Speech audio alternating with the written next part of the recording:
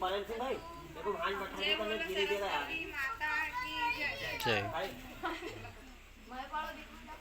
जा ऊपर ले जा ऊपर करो खूब धीरे करो ऊपर कर हाथ बैठा ला यार थोड़ी देर हमें ज्ञान देना माँ हमें ज्ञान देना शारद कल्याणी माँ हमें ज्ञान देना शारद कल्याणी माँ हमें ज्ञान देना ज्ञान देना ध्यान देना तत् ज्ञान देना ज्ञान देना ध्यान देना तत् ज्ञान देना हेलो शारद कल्याणी माँ हमें ज्ञान देना शारद कल्याणी माँ हमें ज्ञान देना क्यों स्वर की देवी संगीत गीत तेरा तू स्वर की देवी संगीत गीत तेरा दोषों को दूर करो जो भी दोष मेरा दोषों को दूर करो जो भी दोष मेरा डूबती नैया से माँ हमें पार देना डूबती नैया से माँ हमें पार देना शारद कल्याणी माँ हमें ज्ञान देना शारद कल्याणी माँ हमें ज्ञान देना ज्ञान रूप में हो माँ ध्यान रूप में हो ज्ञान रूप में हो माँ ध्यान रूप में हो शारद कल्याणी माँ सबके रूप में हो शारद कल्याणी माँ सबके रूप में हो हमें ज्ञान देना माँ हमें ज्ञान देना शारद कल्याणी माँ हमें ज्ञान देना शारद कल्याणी माँ हमें ज्ञान देना। धन्यवाद। माँ सरस्वती आप लोगों पे कृपा हमेशा के लिए बनाए रखे और प्रोग्राम का शुरुआत करते हुए मुझे बहुत खुशी हो रही है।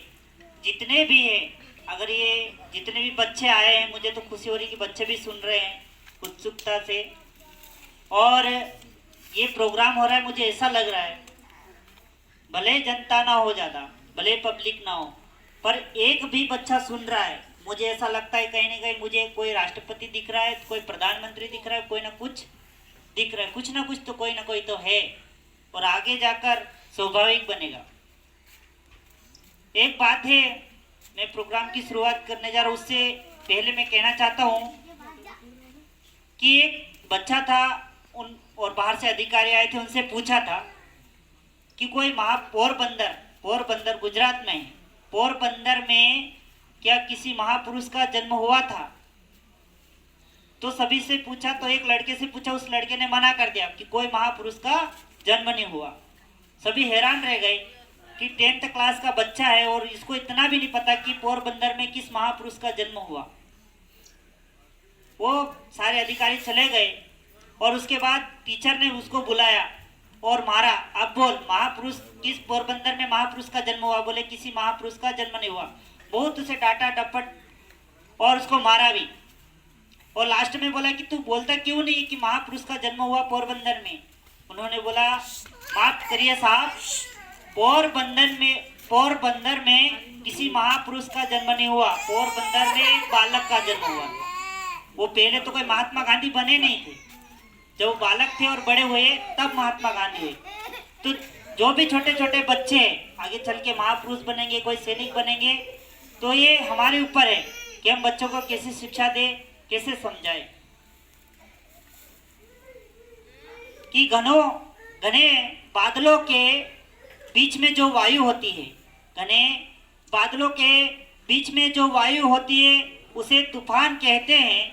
घने बादलों के बीच में जो वायु होती है उसे तूफान कहते हैं। और जो माइक में आपके सामने बोल रहा हूँ जो माइक में जो लड़का बोल रहा है उसे हिम्मत सिंह चौहान कहते हैं। शायरी में मेरा नाम आ गया है और प्रोग्राम का परिचय युवा शक्ति तुम्हें प्रणाम। मैं महापुरुषों को उनके विचारों को पढ़ता रहा और मेरे पूज्य पिताश्री उन्होंने बहुत अच्छा ज्ञान दिया और आज उनकी ही मेहनत है कि मैं प्रोग्रेस धीरे धीरे कर रहा हूँ। कोई अचानक बड़ा नहीं बना पहली सीढ़ी है मेरी और धीरे धीरे मुझे आगे बढ़ना है। और मैं तह दिल से आप सभी अतिथि जन को और भारतवासियों को मैं धन्यवाद देना चाहता हूं कि मुझे प्रोग्राम करने का मौका दिया। और इस प्रोग्राम का उद्देश्य है कि भारत में पारिवारिक झगड़ा होता है, सामाजिक बातें, आर्थिक बातें, इन सभी बातों को लेकर आज मैं आप लोगों के सामने आया हूं। और जिस प्रकार मैं यहाँ सुलगांव में पढ़ा, जहाँ तक मैं बताऊं कि छठी से मैं आया था सुलगांव में, तुकाराम दाजी के यहाँ रहा, बहुत परिस्थितियाँ कठिन थी। मैं उधर स्कूल में जाता था जब तक मेरा टिफिन आता था, और उस टिफिन में रोटी, जब उसकी आर्थिक स्थिति मेरी इतनी खराब थी कि वो ज्वार की रोटी थी, और इतनी खराब हो जाती थी, जब्बर काका की दुकान पे रख देते थे गाड़ी वाले, और मैं आता था 2 बजे लेने। जब वो शाम को वो रोटी मैं नहीं खाता तो वहाँ मिल जाते थे मुझे स्कूल में, सर अवेलेबल करवा देते थे। जब शाम को आता था तो वो रोटी खराब हो जाती थी, लेकिन जो कोर रह जाती थी बाकी उसमें, उसको मैं तोड़ के खाता जैसे तैसे। और कभी कभी तुकाराम दाजी क्या, उन्होंने मुझे सब्जी रोटी दी, और जैसे तैसे मैंने दिन निकाले। 7वीं में भी जैसे तैसे दिन निकाले। और फिर रेशम माई ने, जैसे प्रेम सिंह भैया और रेशम माई उदय सिंह भैया, उनका भी मैं उपकार नहीं भूलूंगा। उन्होंने 9वीं और 10वीं में पनाह दी, जैसे ईश्वर पनाह देते हैं बच्चे को, ऐसी पनाह दी और मैं पढ़ा बड़ा। फिर 11th 12th की सनावा जाकर वहाँ भी बहुत परेशानी आई। कॉलेज किया, वहाँ भी फीस मांग मांग कर आगे बढ़ा। मैं मुझे आगे बढ़ता गया और मेरी कॉलेज फाइनल हो गई। और उस सब्जेक्ट का आखिरी मेरा सब्जेक्ट था MSW समाज सेवा। मेरा मकसद था कि जिस प्रकार मैं परेशान हुआ, ऐसे परेशान कोई बच्चे ना हो। मैं आगे चलकर एक ऐसा एनजीओ बनाना चाहता हूँ जहाँ बच्चे का दिमाग तो रहता है, आर्थिक रूप से कमजोर रहते हैं, मानसिक रूप से स्ट्रांग होते हैं, लेकिन आर्थिक रूप से वो कमजोर होते हैं, और वहीं पे वो कला दब जाती है, उनका हुनर दब जाता है।